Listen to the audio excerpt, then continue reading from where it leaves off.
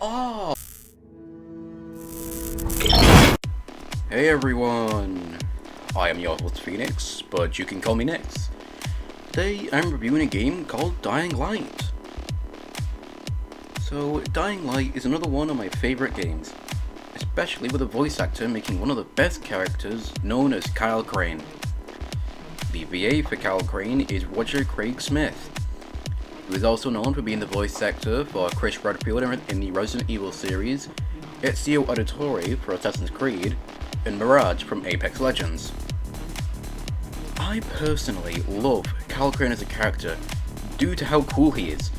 He's so lively, like an actual person in a zombie apocalypse, and he is that experienced in fighting with his background that it's the best candidate for a main character. Let me tell you about the backstory of Kyle Crane, which can be backed up by the introduction cutscene. Kyle Crane is a GRE operative, a medical militia which had documents stolen by a man called Suleiman, which is later revealed he no longer goes by that name. But Crane is asked to recover this data, and that is the story of the full game and the main goal. During the intro cutscene, Crane is bit by a zombie and saved by a girl called Jade and a man called Amir. The intro cutscene can be a very big point of the game since it shows about why all these events occur afterwards and hints towards the ending. However, Amir is very quick to die when he tried to hold off zombies and got overthrown. The game then has Jade radio into the tower to mention about Crane. Then it fades to black, with Crane waking up on a bed.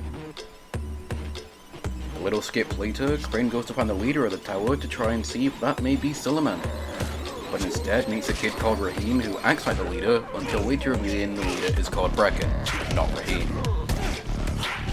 Now that's enough of the story for now. Let's talk about the combat. As you play the game, you get skill points based on what you do, with three main categories: survival, parkour, and combat. Survival skills can be attained by getting an EXP from saving other survivors, crafting items, or completing story missions. Parkour points can be gained by climbing buildings or using aerial attacks on zombies. Even successfully surviving a fall gets you the points. Finally, the combat points can be earned by fighting zombies, plain and simple. Defeat enemies, get the XP, and then move on until you get the point and max out all the skill trees. Only then do you get access to the fourth slot, Legend levels, which have you able to make yourself even stronger and more of a beast to survive the hordes. Now let's move on to the parkour on the game. Personally, I do have some problems with the parkour. I mean, one being that it's really slow when climbing a building, and you can't exactly do much of it until you max it out.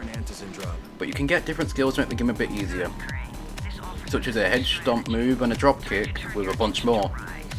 Drop kick is a personal favourite since it can make you be an American footballer and punch a zombie across the entire map, with some glitches or game events involved.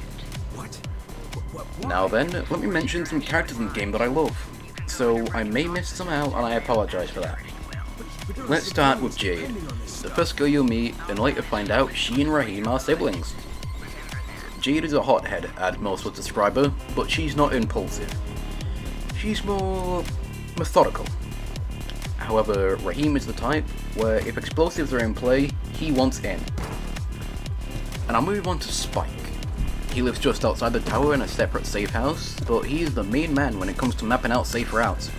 Hence why his first job for you as a player is to turn on UV lamps, as UV damages the zombie's skin and can kill them with enough exposure. Next, I'll mention the villain, whose name is actually Rise. An a-hole, that's for sure. He continuously tries to screw you over and even kills some of his own men to prove a point, or just for fun. But this is what makes him one of the best villains. A maniac who is truly created to be hated, and makes the game so much more fun with his final battle as they build up how much of a threat he is. Finally, I'll mention my favourite man, Brecken, the leader of the tower and was originally a parkour instructor before the outbreak occurred. He seems to have some anger issues, which is evident. Anyway, I'll call it there and give my review. Now, the game would have been a 10 out of 10 for me, for sure, but it's overall, we'll probably have to be closer to an 8 out of 10. The game can have a ton of glitches, which they are patching slowly and steadily, but some will always remain. And the parkour being slow kind of drags it down a bit for me.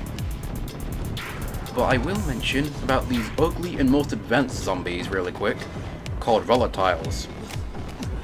They chase in packs during the night and are the hardest things to kill in the game. They can also near enough instantly kill you if you're not careful. Even with the max stats and high damage weapons, these still take a beating without UV lights. And so that'll do it for today's video. Make sure to subscribe to the MGN TV channel to not miss an upload about how we do things in our reviews, and leave a like if you enjoyed as well. But this was Phoenix, signing off and flying out.